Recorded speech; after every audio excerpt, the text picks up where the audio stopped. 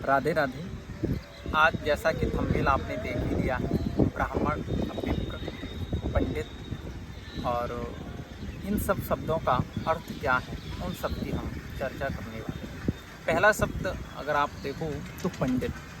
हम सब लोगों को लगता है कि ब्राह्मणों को ही अक्सर हम पंडित बोलते हैं, जबकि पंडित कोई जातिवाचक शब्द नहीं है। पंडित एक योग्यतावाचक शब्द है। जो ज्ञानी है, विद्वान है, उसको हम पंडित कह सकते हैं। जैसे श्री कृष्ण ने गीता में अर्जुन को कहा है, नानु सोचन्ते पंडिता, कि आप पंडित जैसी बातें कर रहे हो, लेकिन पंडित ऐसे नहीं सोचते, यानी कि ज्ञानी लोग ऐसे नहीं सोचते।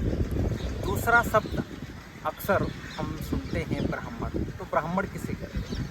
तो कहा गया कि जन्मना ब्राह्मणों गेय, जो ब्राह्मण कुल में, ब्राह्मण वंश में जिसका जन्म हुआ है, उसे हम ब्राह्मण कहते हैं। फिर एक और आपने टर्म सुना होगा कि द्विज किसे कहते हैं? तो कहा गया कि संस्कारी द्विज उच्चते, जिसका संस्कार हो गया हो, यज्ञोपवीत संस्कार, वेद आरंभ संस्कार, ये सब संस्कारों से जब परिपूर्ण कोई ब्राह्मण है तो हम फिर उसको द्विज कह सकते हैं। विप्र किसे कहते हैं? तो कहा गया कि विद्या याति विप्रत्व, जो विद्वान है, वेद पाठी है, ज्ञानी भी है, संस्कार भी जिसका हुआ है, जो ब्राह्मण वंश में जन्म भी लिया है, उसको हम विप्र कहते हैं।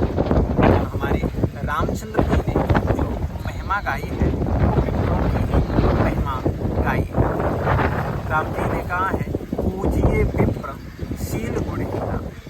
कैसे ब्राह्मण की हम सेवा करें? जो शील है, ऐसे विप्र की बात की। जय श्री राधे। आपके जो डाउट थे, लगता है, मुझे उम्मीद है कि वो सब आपके दूर हो गए।